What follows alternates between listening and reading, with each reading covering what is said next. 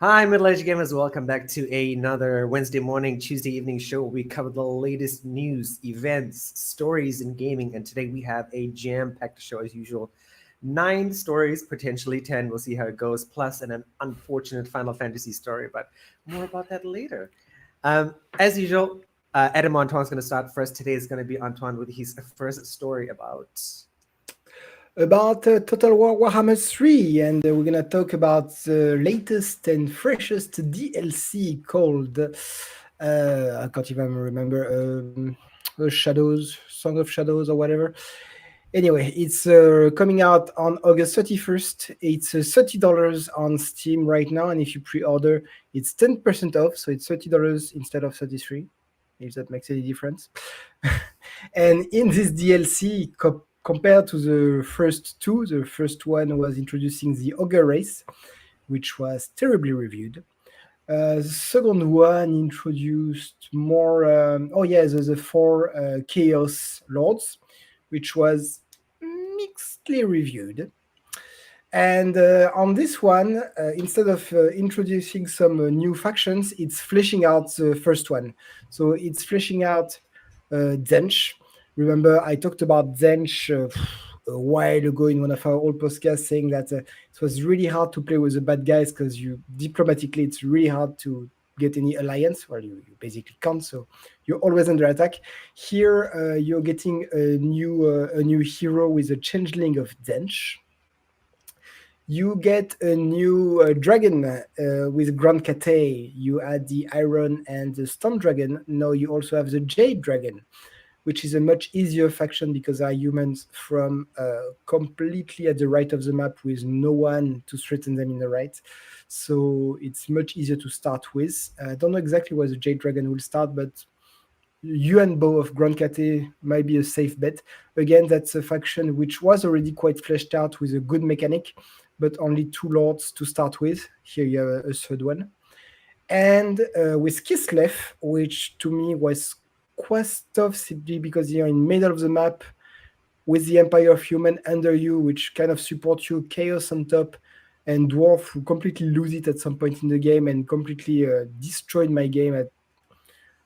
Anyway, that was quite tough. And here I'm sure you know the myth of Baba Yaga, this Russian witch with, the cabin in the wood with the chicken legs.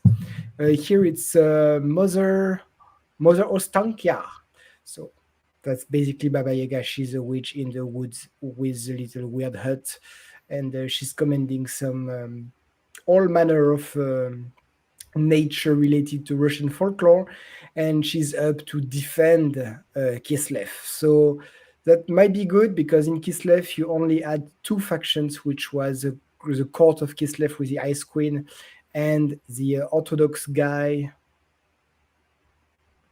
with a very Russian name, but I can't recall his name, who always get destroyed very fast in the game. And so, yes, I don't know exactly where she will start. Likely even more north than the Queen of Ice, of the Ice Queens, I mean. So it's gonna definitely be quite challenging, I think, play. So it's fleshing out the 3 starting faction with, I think, quite the challenge, which is logical because Warhammer 3 is starting to get quite old now as a game, at least 2 or 3 years old, with already 3rd DLC. And no little quiz, guys. it's a DLC which doesn't introduce factions. What does it introduce actually? It introduces they expand the roster with 11 additional units.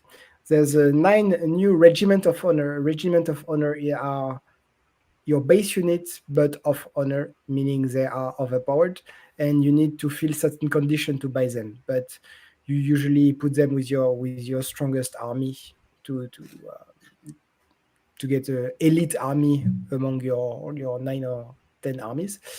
And basically that's it. You have three new heroes to start with. You have a bit more units. You have a bit more regiments of renown. I don't believe there's many mechanic change because again it just flesh out uh, existing factions. So it's not like you're gonna get a new faction with a completely different mechanic, like Ogre would be completely different from Dwarf, for instance. At $30 a DLC, do you think I'm gonna buy it? Oh, Do you think I recommend people to buy it? let's say no. My recommendation, as usual, wait for a few years to get a Steam sale to get all the DLCs at once. Hopefully at I don't know $10 or $20, because they just try to do the civilizations thing, but just badly. Because I was talking to Korean before, he knows in Civilization 5, 6, whatever. Yes, they do tons of DLCs adding 1 or 2 civilization at a time, but usually they add a civilization, they add a story pack, and they add all of these for $10, $12. Here you get 3 new heroes, so basically, I want to say 3 new stories. Yeah, kind of, but doesn't really. There's no revolution anywhere. There's no revolution mechanics, and you pay all of this for $30. After you got very bad reviews on the Ogre. On the Ogre, the first DLC, there was really bad reviews. Even on Steam, if you go there, you see that it's quite. It's not even mixed reviews. It's quite negative, right? Simply because it was you're adding a new faction, which is the Ogre, which is one of the most iconic faction of the East, and apparently the gameplay is really boring. So yeah, that's just I don't know exactly what happened there, but they are not doing so good with DLCs. Again, wait for a Steam sale in a couple of years and try your hand. That's what I'm gonna do as usual, of course. That's really what I recommend. Just wait and see what the reviews will be. If it's very positive, go ahead. I just don't believe it. Call me pessimistic or something like this, but Adam, any thoughts? No, not really. I mean, I'm of a different mindset. I think if you really like a game, you should support the dev and grab it when you can. Rather than just necessarily waiting. But yeah, I've never played a Warhammer Total War game. I've played Shogun Total War and Rome Total War, one of the Warhammer. I'd agree for independent studio would use money. I'm sure the Total War. Who is it was doing this already? I can't remember. Sega. Yeah, I mean they are so poor guys. Let me ask you guys a question. Right? Do you think we've moved into an era of gaming? And this is what I think is that where companies realize there are whales who are willing to spend $100 or $30 for a DLC, or like Marvel Snap just did this, where you can spend $100 and get a huge number of credits, a huge number of boosters, which allow you to increase your ranking. And they said they were only going to do it once, but they just did it last month for a second time, where you could spend $100 and get this huge advantage, right? And people are like, why? But I feel like not just to Warhammer, but I've seen games have these like exorbitant DLCs, or buy this character in this game. And yes, Apex Legends seems to like ring a bell. Adam was talking about like character expansions and stuff. I don't know. I feel like gaming studios are like, yes, there are whales and they are willing to pay more money for stuff. I've done it for sure. But maybe this is the era that we're in gaming. Did you see the burger meme on this? No. In the year two, there's a little burger, full burger, nice burger, full burger. Year 2000, your game, you have everything on your burger. You have your tomatoes, your lettuce, your meat, everything.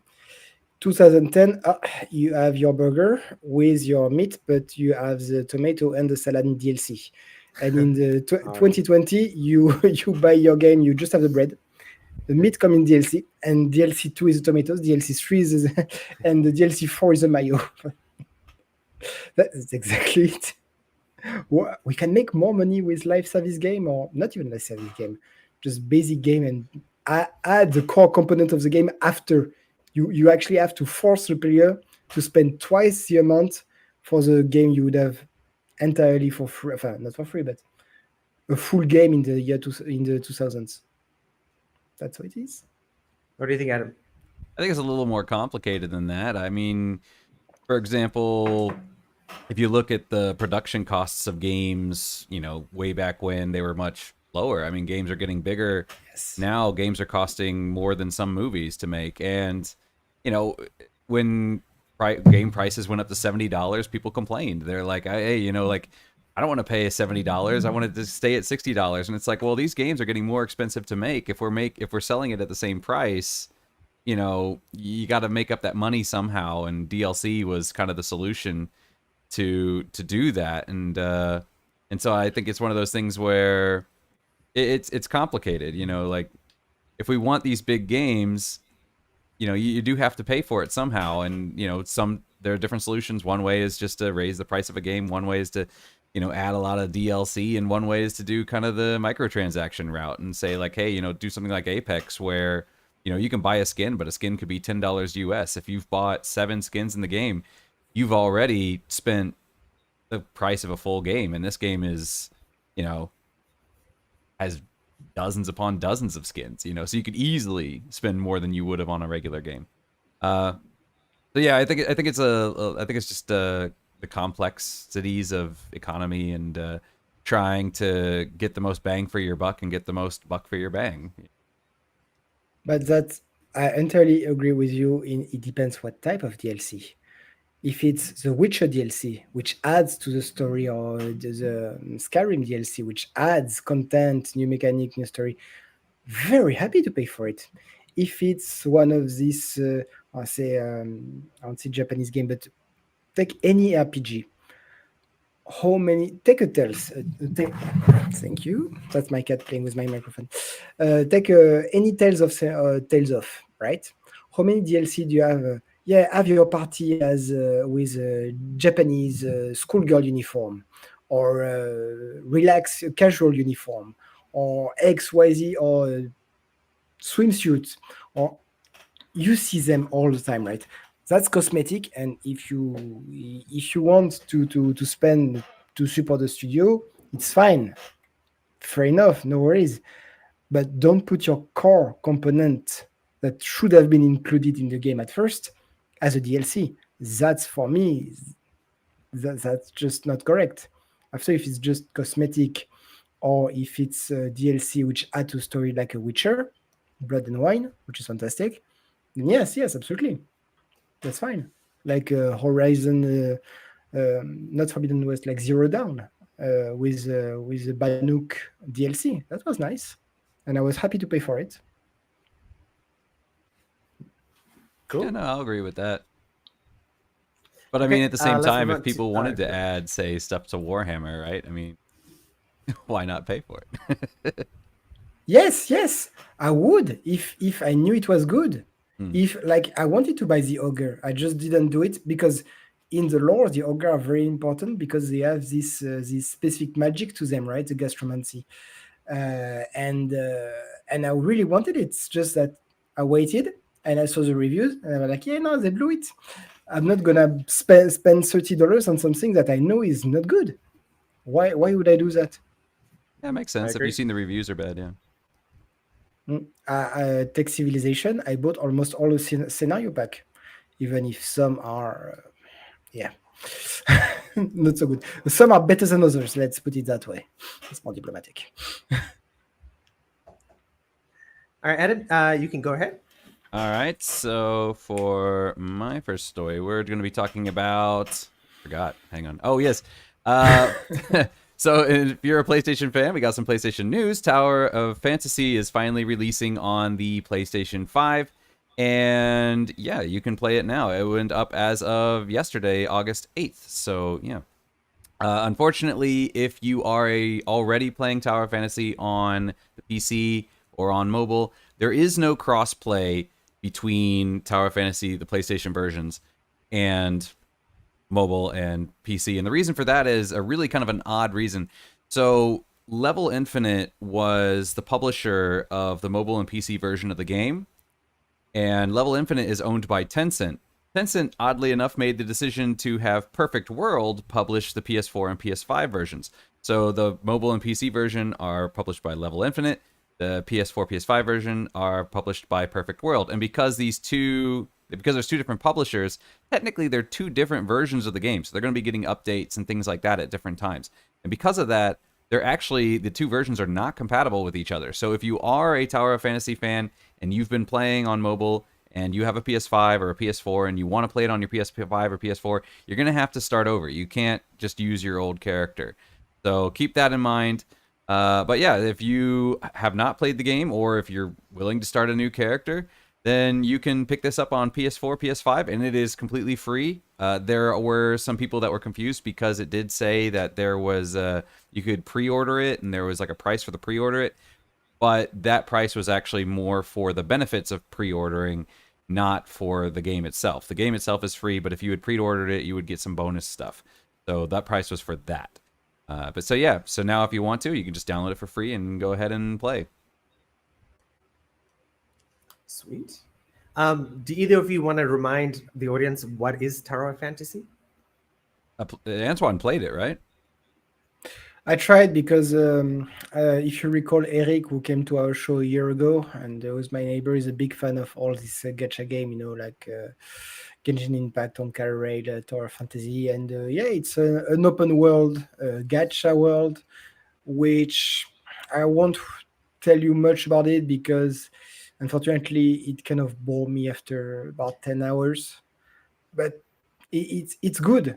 I'll be honest, it's good. It's just it bored me because it's just not really my kind of game, but the quality is good. There's a lot of quests. There's a big open world. There's plenty of stuff to do. The gacha system is entertaining and doesn't force you to microtransact every 2 seconds. It's honestly, for a free game, I really encourage you to play. See if you like it. I know that Eric is completely hooked on it, and I understand. It's just not my thing. Again, I'm much more Total War Warhammer kind of thing, like strategy game. So, but yeah, I really think that it's gonna do great. It's just a shame about this lack of compatibility.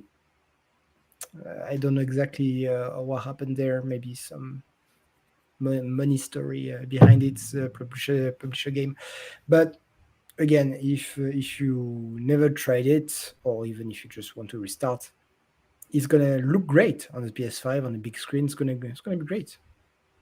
Yeah, from what I've heard, Tower Fantasy kind of has a reputation for making really weird and bad decisions, like time gating things and things like that.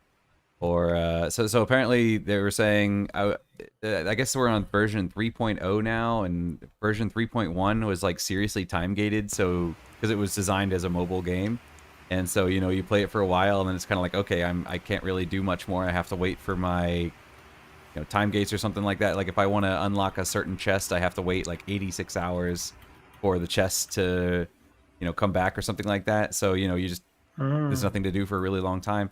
I've heard they've gotten rid of that, but from what it sounds like now is it's still kind of pseudo time gated locked, where you're trying to upgrade your character. You have to upgrade these nodes or towers around the map, and to upgrade those you need to grab these orbs around the map, but there's only a limited number and they refresh every week. So once you've grabbed all of them for the week, then you can just go around and fight enemies, but you can't really upgrade anything. And then you grab all those, you upgrade your stuff, and then once you've upgraded those things, then you can upgrade something else, which will unlock, I think, more nodes around the map or something. I don't know, but it's still kind of time gated. But yeah, I mean, from what I've heard, the gameplay is good. The gameplay loop is what needs improvement. Fair enough. Well, At least I know what to do to improve. But you can see, from Genshin Impact, the number of game which are very similar, which popped out within years. This genre has a big, big, big success, and I'm pretty sure this is not the last kind of game that we'll see there. So I wish them all the best. Okay, and let's move on to my first story, which is about Nintendo Switch 2023 news. Or, as you right now, if you're a Switch owner, Nintendo has a multiplayer sale. So all these multiplayer games, um, like Moving Out, like I didn't realize Katamari was a multiplayer game, but apparently it is. Maybe Adam can correct me on that, but that was listed as multiplayer on the Switch sale when I did look it up. But out of all the games in sale today, I want to talk about Borderlands Game of the Year edition because um, I think as a multiplayer, as a middle-aged gamer, you're looking for something that you can play with your friends online or hopefully in person in front of your big 120-inch OLED screen TV, right? While you're snacking and drinking whatever it is you drink. But yeah, Borderlands is a wonderful game. It has a huge amount of replayability. Not even replayability, it's a huge amount of hours because you're playing with 3, 4 people, right, on a Switch, and it's a big story. It's a lot of guns. I can imagine lots of times where you're like, okay, guys, we're gonna stop because I need to mess around with my skills and my inventory and choose which gun I like and test this gun out and stuff. And um, there are lots of times where you're sitting around with your friends on the couch, or you're playing online, you're talking on Discord, you're talking on Steam chat, and you're just gonna be talking about like stuff and inventory, like, oh my god, that's a cool gun, you should definitely keep that. So it is currently like super cheap, right? Like, I mean, if you go back in the day and you think about the price of this game, used to be like $50 back in those days, right? So it's currently $9.89 on the US Switch store, which is, I guess, what most people in Taiwan use because, again, that has the most availability. So it has all the DLC. It has an updated art, updated graphics as well, and it runs absolutely smooth on the Switch. We're talking between 30 to 60 frames per second. Um, Great game. I played this on the PlayStation 4 with my brother when I was in London before COVID. And definitely something I would recommend if you're looking for a game to play, perhaps during like Halloween long weekend, or you're looking for something for Thanksgiving. You're like, okay, I'm taking my Switch to my grandmother's house in Poughkeepsie, Minnesota. I don't know why I thought about that. But yeah, someplace you're gonna go play games. This is a great game to pick up and say, "Hey guys, let's do this over the long weekend, Thanksgiving weekend with your family." I'd highly recommend it. It is cheap, $10. You're not gonna go wrong with this game, even with people who don't like an FPS, because there are, like, from the original Borderlands, the Zero who can go around slicing people and stuff, and you could actually make that a build in Borderlands Game of the Year edition. But yeah, that's it for me. And you just need 5 minutes of tutorial with Claptrap to know that you're gonna love the game. Yes, and I actually got that sarcasm this time. Oh, No, that was not sarcastic. I that really was not like sarcasm. Claptrap. God damn No, it, I'm wrong. I do. I do. I'm a big Borderland. I want to say I'm a big Borderland fan, except I never played Tiny Tina Wonderland game, which I do have it in my backlog, but again, it's just in backlog. But yeah, fantastic games. You're right. Borderland was fantastic. Was it Gearbox who did it? Great job Yes. on it. Borderlands 2 even better. Borderlands 3. The only one I didn't really like, I think, was 2.5 on the moon. I really didn't like, the gravity thing, of course, because there's less gravity on the moon, and on an FPS it just makes things very slow, which is a shame because Borderlands is very energetic, very fun. You're gonna love it. All right, and let's keep the train moving along. Going back to Antoine's second story. So yeah, we are staying on with Nintendo. Maybe you recall, of course, you recall in 2016 on 3DS, we had Detective Pikachu, from the Pokemon world. And there has been a lot of Pokemon sideshow, from the usual franchise. There has been Pokemon Snap, Pokemon whatever, Pokemon Go. And Detective Pikachu for some reason, had a very big success. That much success that in 2019 we had the movie in cinema, which my kids forced me to go see with them. And at first I was like, oh, it's gonna be hell. And you know what? It was really good. I really enjoyed myself in front of the Detective Pikachu movie. And what am I talking about this? It's that on October 6th on Switch, we have Detective Pikachu Returns. It's coming back. And if you saw the movie, it's the base of the game is a bit the same. You have Pikachu who has a voice. He's not saying Pika Pika, he has a real voice. And you have a guy, I think, Tim. A human guy who can hear Pikachu is the only one who can hear him speak with a normal voice. Everybody else just hear him say Pika Pika. And the point of the game is to find the Tim's father. Tim's father was Pikachu's partner, both of them being detective. And the point of the game is a bit, I wanted to say like a Ace Attorney. No, you're not in a trial, right? But still, it's a detective game. So Tim is gonna talk to normal people, to humans. Pikachu's gonna talk to Pokemons, and you're gonna try to collect clues and solve mysteries like this. You can, same as the 2016 game. I think the gameplay, I don't know if it has changed much, but it's reusing a lot of the original gameplay. Of sometimes you will need a Pokemon with big muscles to destroy barricade for you, or things like this. But honestly, that's a very lovely game, and I really think that I'm gonna get it for my kids because it looks. I checked the trailer, and it's really pretty, really cute, and I really like the fact that they are turning it into a creative detective game. And it's a sequel to the first one. I haven't played the first one because I really discovered it with the movie. Don't know for you guys, did you see the movie? I've seen the movie, yeah. Yeah. Me What too. do you think? I, Hey, I love see? the movie. It was funny. Hey, it was good, huh? So yeah, if you love the movie, I'm pretty sure you're gonna like the game. And October 6th, you know, try and check it out. Yeah, I'm gonna. Well, I'll put that on the list of Switch games to pick out physical editions for, which I will play again when I'm 65 years old because there doesn't seem to be time for anything else these days. But no, that sounds exciting. Like I saw you type the story in line, and for those in the audience who don't know, like all of this is in line because we try to help Adam out so he doesn't, you know, wake up early on a Wednesday morning. I'm like, oh my god, what are the stories? What I need to put in the folders? What I need to organize? All right. Still happens. But yeah, so it's when I'm trying to put it there, I'm like, oh, okay, this looks interesting. And then after he described, I'm like, oh my god, this sounds amazing and fun and exciting. And if I don't know, I'd love to play it and I'd love to get it when it comes out. It's not gonna happen for me at the moment. And I'm gonna tell you why I really love to play it. It's because I was at the time a big fan of the Professor Layton game, which are really good. Detective games, really really good. I really loved it. It's a lot more based on puzzle. I don't think Detective Pikachu had a lot of puzzles. Might be wrong. I don't really know much about the game, but just for this, I'm gonna pick it up. We need more detective games. Like point and clicks. There was a lot of point and click doing detective job at the time. Now it's way more like Fortnite and straight action and stuff like this. Yeah, I like to use my brain a bit. Oh no, I gotta disagree with that. I don't like to use my brain in the game. I want it to be like spoon feed me now. From time to time, just to take a break, after like shooting people for 3 years straight. Let's take a break and try to think a little bit, and then you can restart shooting people.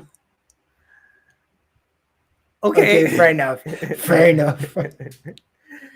I mean, Adam, I don't think you never played like detective point and click adventure games, right? Like back in elementary school, they had some of those like educational ones that I would play, but that was about it. So why have you never played this genre of games? The LucasArts games, the LucasArts point and click, Day of the Tentacles, all the Indiana Jones, all of this was good. I don't know. Probably because like I said, we played. I don't remember what they were called, but there was like, yeah, they were like those really old early '90s like educational type games like Math Blaster and that sort of thing. But then these ones were kind of similar. Like it was more like a Carmen Sandiego kind of thing where you had to know stuff. and you had to like go around and collect clues and solve the mystery. But those were on the computers at school, and then at home we had a Sega Genesis, but we didn't have a computer until I was like in my teens. So then there were no point and click games on the Sega. So yeah, It was Baphomet. Baphomet. Yeah. Bad The Knights of- format. Oh, bad. No, format. no, Baphomet. The Knights of Baphomet. What is That that? one. Knights of Baphomet. I'm gonna put a link. Just keep talking. I'm gonna cut my. Okay. He cut his audio. All right, Adam. Go ahead with your second story. All right, so my second story is again more PlayStation news, but this time what's happening is we are getting a price reduction. Now, this is only temporary. This is not going to be a permanent thing, but you can get your PlayStation on Amazon, Best Buy, or Target. You can order it online, and it'll be $50 off. So you can pay $450 instead of the $500 or $499 price. I guess technically it'd be $449. DualSense controllers are also on sale. This is the first time that the PlayStation has been on sale, and I don't remember exactly when it ends, but it is sometime later this month, so this is not going to be up for too long. But if you wanted to get a $50 off of PlayStation 5, then now would be the time to do it, because yeah, otherwise you're going to have to wait, I guess, until Black Friday. So, what comes in a standard PlayStation package? It's the PlayStation 1 controller and a game, right? Usually it's the PlayStation 1 controller and all the wires you need.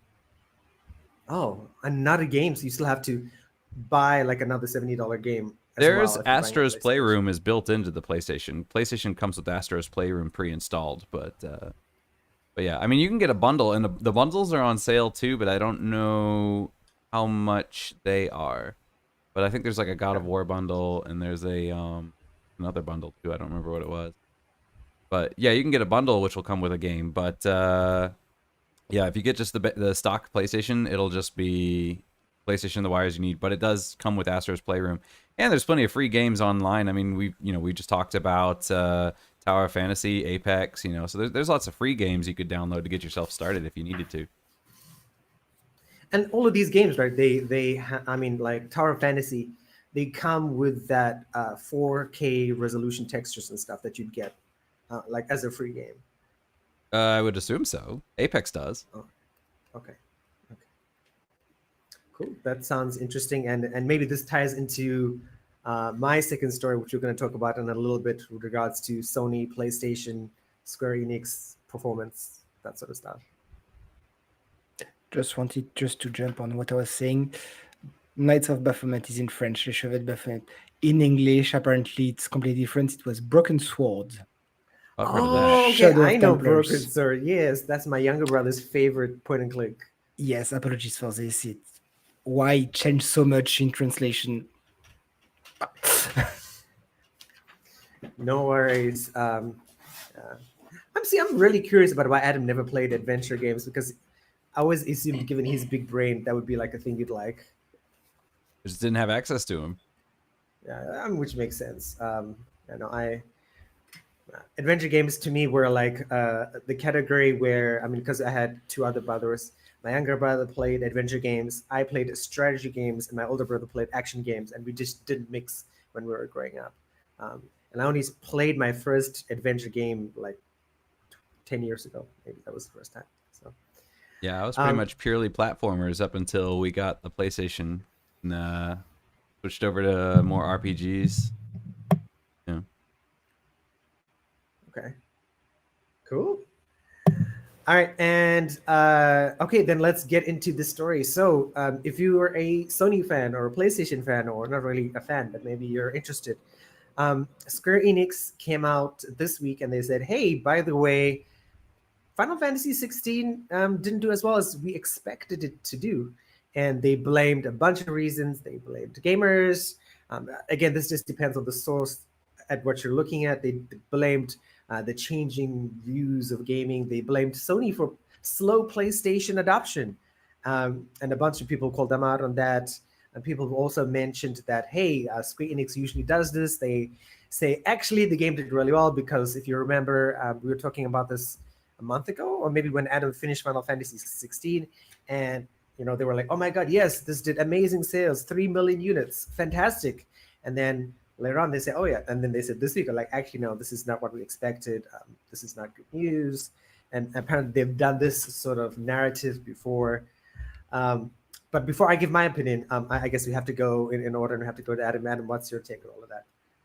What I've been reading is that actually it did meet their expectations. It just didn't meet the higher end of their expectations. So their expectations were within a range, and it was not in the higher end of their expectations.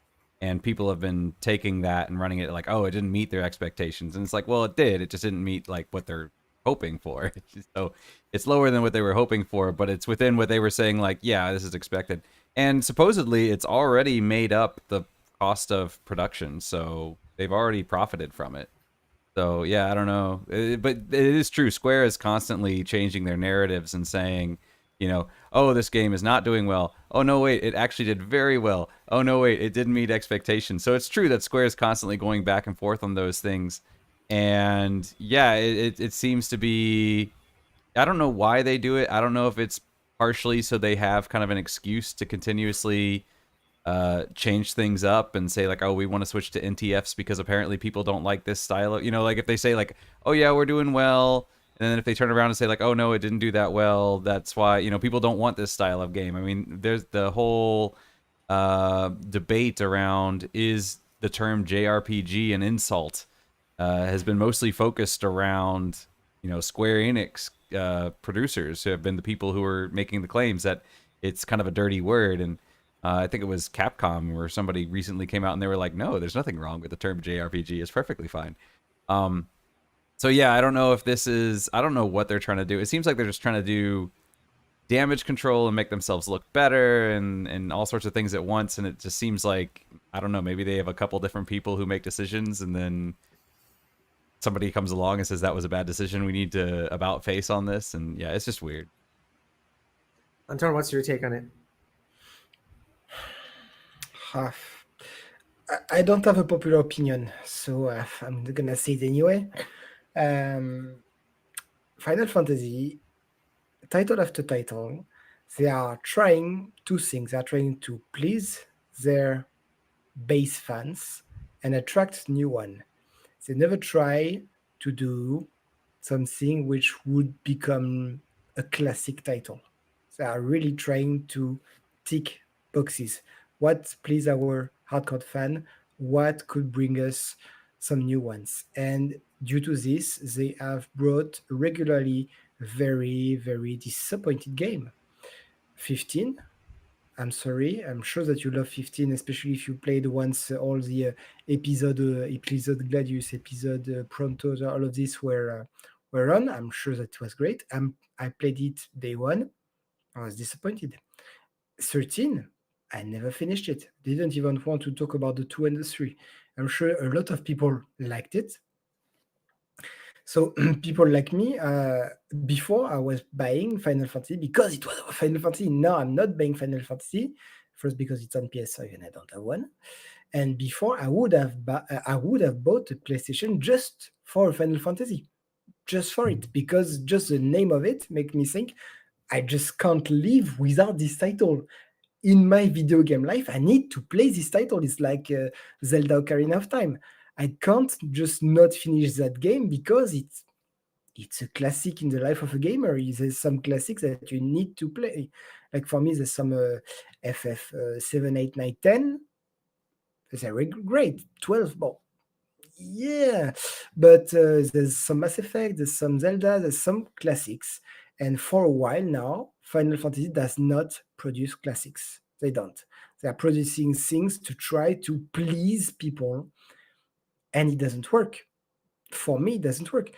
Take Tales of, they keep doing their own stuff. They don't try to please people. They just take their basic formula, make some tweaks, change this, make a new story, and go on with their life. And the latest Berseria, Arise, they have been great. They had some which were not so good, like Grace's F and things like this, but they keep with their formula and keep doing it. Final Fantasy, it's fireworks. They are going in every direction to try to get people. I just can't follow this. It's my opinion. Of course, you can tell me, Antoine, you're such a boomer. Just go away, grandpa.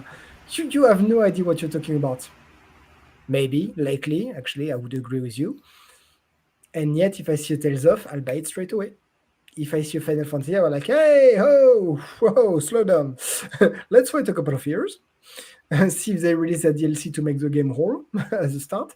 And if the game and combat style and things this actually attracts me. Adam was telling me lots of good thing about FF16, like he really enjoyed it, and even FF7 remake, that it was very good. And yet I'm looking at the gameplay, and I'm not attracted by it, and maybe it's just not my thing anymore. So maybe there's some other people like me who decided to kind of give up on the Final Fantasy and look at other games, because there's other franchises which are doing great in JRPG, like a Tales of, for instance. And maybe that's why they are not reaching the higher end of their expectation, because too much disappointment in the recent game, or more than disappointment, maybe not enough cohesion. Like not of a red line or red string. I don't know how you call this, but which binds the whole series together. Even if I understand that there's not much. No, I can't even say that. Like FF7, 8, and 9, even though the story are very different, the gameplay was there was an evolution, but you could still find the same base component. Anyway, you understand what I'm talking about, and if you don't, please tell me in the comments how wrong I am. I'll be happy to debate with you. But that's my point of view. I don't know what you think about my point of view. I'm very happy to hear about it. Rebuttal, Nothing. Adam? Okay. No, I think there is an element of kind of the Netflix effect here, where with Netflix, what they were saying is the reason why. We got a Noble Cooper here. FF16 Dream Team boy band look always pulls ahead. But I do think there's a bit of a Netflix effect in that people were saying Netflix has a habit of creating these new shows and then canceling these shows and just creating new shows. And the reason Netflix was doing that was because people who, if you keep making the same shows, you're going to retain your audience, but you're not going to get a new audience. And if you create new shows, you'll retain some of your core audience and a big chunk of it, but you will attract new people. So it's actually more lucrative to create new IPs than it is to continue off with popular IPs, because you're actually growing, and the whole model was about growing. And it does seem that Final Fantasy is, to an extent, taking that kind of similar thing where they're like, we want this franchise to just be this massive thing. So how do we do that? We get new fans on board. How do we get new fans on board? We have to, figure out what's currently popular and what people like and what, the new generations are into. And then we have to incorporate that into the game to make the game have a broader appeal, because our hardcore fans are going to come back, or at least most of them are going to be coming back. So we need, so if we want to grow, we need to pull more people in, not just keep doing what we've been doing. And it does seem like there's an element of that where they keep experimenting and trying to figure out, how can we take this franchise and evolve it to be considered up to date in the times and not a niche franchise like, for example, Octopath or something like that, which are, they're treated as more like niche games. And I think the idea is Final Fantasy is our flagship. We don't want it to be a niche thing. We want it to be the big thing. And I think because of that, that's why they're making some of these decisions to change up gameplay and things like that. Yeah, just sorry, Karen. I just realized why it rubs me the wrong way in all kind of sense. It goes completely against the very core of my being, because I am a renewal manager.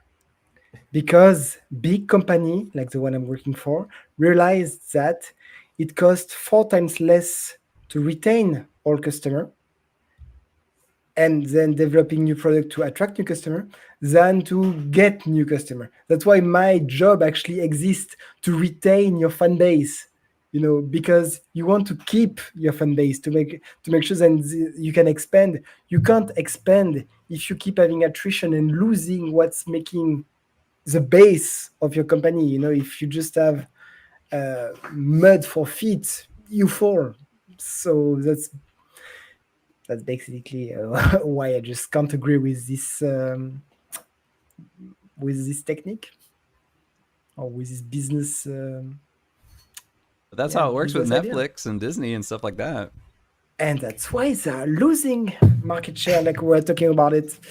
They are losing pretty hard because that's not how you work. No, you keep your audience first, you know, and then you try to do some little stuff on the side to try to attract more. Don't, oh my god, it works.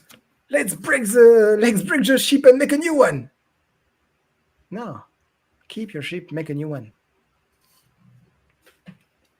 Anyway, I mean, let's expand this argument a bit broader, right? So maybe the writing is on the wall, right? Like, I think if you're Square Enix, right, and you look back at the RTS genre or you look back at the adventure genre, you're like, oh my God, these used to be mainstream genres when we were kids, right? Or when we were teenagers. And now they're like, all this talk about JRPGs and over lengthy games. And the director of The Witcher is saying, The Witcher did terrible on Netflix with the recent season because people's attention spans are becoming shorter and people don't want to play long games. And people ask this about Assassin's Creed Mirage. They're like, oh my God, this is going to be another, like Adam spent 100 and something hours in Valhalla, right? Like, is this going to be another? Like, no. We know this is where the audience is going. And I would even add on top of that, the demographic challenges, right? Like Japan's core audience for Final Fantasy is Japan. But Japan was in the news, right? Lost 800,000 people last month, or population decline. We were the same. We were 700,000 2 months ago in Taiwan.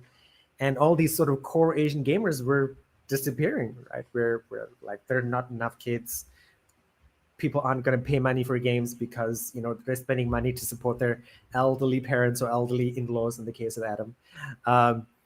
So it's, I think going to Adam's case or going to any sort of Asian gaming company's case is like, if you're not China, you're in trouble because, or even in China's economy was like in the tanks, right? Less exports. And they were saying yes, because of demographic challenges as well. So yeah, like every Asian country is going to be a problem for a game maker. And so you have to expand to Western, South American, African audiences, right?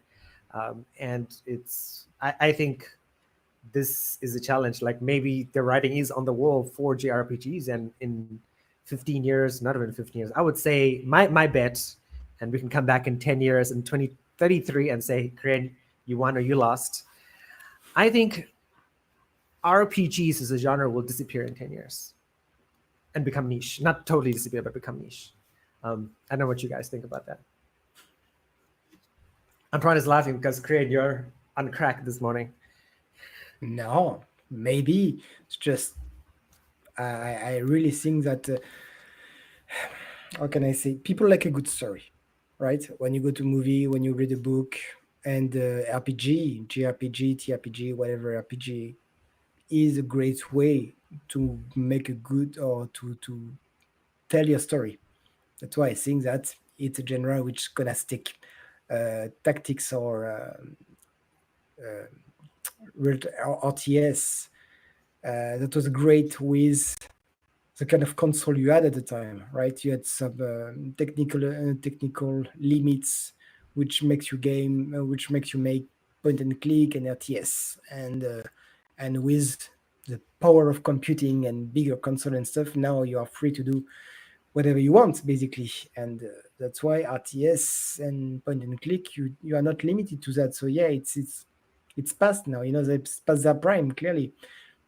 I think RPG is never gonna be really past that time, simply because the fact that it's gonna keep up with the new generation of console and the new computers and everything. Always gonna keep up, with this, and it's gonna, as long as you have a good story to tell, an RPG is a go-to genre. But again, that's just my opinion. We got a comment All right, from Mr. Noble Gray, I'm Cooper. excited for your opinion. Okay, well, I was saying we got a comment from Noble Cooper. He says the ones with the heart in their games, people will love forever, and if it's just something to sell, then they'll simply like it and drop it later. But yeah, no, I think that in general, because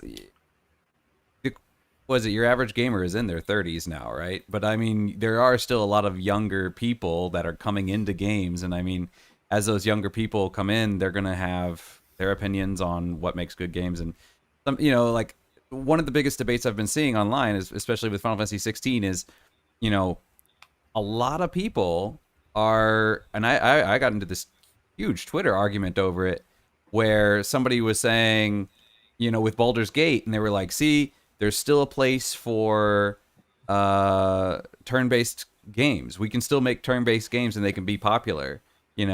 So I don't know what Square Enix was thinking with saying that people don't like turn-based anymore. That was just that doesn't make any sense. And this guy posted a video of himself in Final Fantasy 16, and all he did was he just spammed every cooldown he had. So it was this really flashy video, but I mean, it's just like he just hits every ability he has. And then I'm sitting there thinking, like, you just blew all your cooldowns. You're just going to be sitting there hacking and slashing for the next, like, 45 seconds because there's nothing you can do because you just have no abilities left. But this guy was like, he was like, oh, I totally proved you wrong because of this. Look how great this looks. And so I was saying, like, he said, I ratioed you or whatever, right? And I was like, this isn't a ratio. Like, the guy, you just blew all your cooldowns. That doesn't negate this guy's argument, and you only had there's 31 abilities you can learn in the game. You've only had access to 6, right? So in a turn-based game, you could have used all 31 abilities over time. You wouldn't have to worry about this being an issue of blowing all your cooldowns. And a lot of people got on my back about, like, oh no, like, this game is definitely way better. Turn-based is old-fashioned. Turn-based is boring. It's just just hitting the same buttons in the menu every single time. And yeah, a lot of people were really kind of got upset about the idea that turn-based is still a thing. They're like, it's old, it's dead, it's dinosaur stuff. It needs to go extinct because this is the future. So a lot of people hold the opinion that turn-based is no longer a valid thing. And I think that is kind of that whole JRPG versus CRPG, or Western RPG, like Witcher. People, that's what's popular now. That's the meta. Because not too long ago I bought One Piece Odyssey for my son. It's a turn-based and it's One Piece. It's maybe, I don't know how popular it is in the Western world, but in Japan it's massive, right? You can't go wrong with Luffy and his crew, and they decide to go turn-based. It's not dead, at least not in Japan. So you can still make. I can't see if it's a good game or not because I haven't seen him play, but I know it still exists on a big franchise. So yeah, and I'll bring up things like, well, look at Persona. Look at that. That's turn-based, and and oh yeah, and you have all these options and what you can do, and you can switch your personas, so you have like all these different things you can do, and people are like, oh no, turn-based sucks. So I don't know. No, Maybe we're just old. Even card game like Battle Kaiden at the time, it was fantastic. I'd love a good card game like this. I think it's just that we're just old. Like, yeah, you guys know I'm a big fan of XCOM and Civilization and all these turn-based games, so I'm totally on board the boat. Yeah, so it's unfortunate, but at least we have a video record that stands the entire test of time. When, oh God, we'll all be 50 then, or I'll be 50, and Antoine will be 50, and Adam will be younger than us as usual. 49. You'll be 49, yes, 1 year less. We are running close to out of time, so I don't know if you guys want to add anything, anything you want to talk about, or is there any of your stories that you really feel like you want to talk about? I just want to do a one-liner compare. Last week I talked about the Dead by Daylight with the Alien collaboration. I just wanted to add, because it was speculation, but yes, Alien Replay will be a survivor in the Alien collaboration, and a lot of people have been screaming yes. So I just wanted to make sure that to give the full story, yes, Ellen Ripley will be in there. Cool. All right, Adam. Any of your stories do you want to, or anything you want to point out? The last story, the only thing I had was that if you guys, we talked about Monster Hunter Now a long time ago. It is the mobile AR Monster Hunter game that's supposed to kind of compete with Pokemon Go. It's up for pre-registration now, so if you guys want to pre-register for that, you can. And the more people that pre-register, the more rewards you will unlock upon the. That's cool. What platform is that available on? Oh, so just Android. Oh, that's nice. I do have a new phone, so why not? But not like I have time to play that. Like I just play Snap on my phone at the moment. So, okay. And then Adam, you are still not streaming at least until September, right? I'm trying to, but as I said, like last night, I was like, all right, I get to stream, and then I was like, oh no, wait, I got grading, and with my schedule right now, I can't grade during the day like I usually do, which means that, or I guess normally I would actually grade at night, but I can't grade during the day, and I can't stream during the day, so then I have to grade at night. So, if I get the opportunity, I will, but I can't guarantee anything. Okay. Antoine, of course, not streaming anymore, at least for the moment. Mm-hmm. Absolutely. I'm just trying to write some script on a future video. Unfortunately, I'm completely sunken in some books right now on Warhammer 40k, which takes all the free time I have. And I don't get any motivation for anything else. That's terrible. Great books, really. I just, if you don't know, I just can't just read Warhammer. It's really, really good. Also, you can also listen to the audiobooks if you're like me and you like them. Yeah, on my side, as you guys know, we have a website which is live, but it's still not done. I still have not found anybody. I haven't even looked, honestly. What I'm trying to do is get ahead in terms of the upload schedule because at the moment, every day, 7 days a week, I upload one video for us. I also upload one video for the company I work for's channel and one video for my own work podcast. So that's 3 videos a day. And what I'm trying to is get to a point where I can just schedule 1 week ahead of time. So I don't have to wake up every morning. I'm like, okay, Mag, select a clip. Okay, find some graphics or some video, splice it all together, upload, and do the same thing 3 times every morning. So I think once that's there, then I'll have some time to sort of find somebody part-time who can help us, who's like a WordPress expert and set up the site so that all the stuff we talk about, it's easy enough to convert them into blog articles and boost our SEO and bring more visibility to long-form videos and short-form videos and the stuff that we say and have maybe a place for people to comment and forums and all that sort of stuff. So that's the long-term plan. I am off next week, Thursday, and the following Thursday. So maybe there will be time to sort of do that stuff. But yeah, cool. All right, gents, thank you very much for today's show. And thank you anyone who's tuned in or if you watch the video live later. Those are always appreciated as well. I know many of you do like to watch the show after the fact. That's totally cool. I know we are at an odd time for people. For some people, like in Taiwan, you're probably already working. In the States, you might be putting down your kids or having a shower or working late, probably, depending where you work. But now we appreciate it. As usual, don't forget to follow us on social media. Adam is extremely active on Twitter. I'm on Twitter every morning. I'll actually be going on Twitter after this. So if you're not a Twitter fan as well, follow us on Instagram, right? We post on Instagram daily as well. So that's a place you can have conversations on Instagram despite what people may say. So if you're not a fan of X, as we're talking about before the show, you can always come to Instagram. And then stay tuned next week. More news, more stories, and we'll talk to you guys later. Later.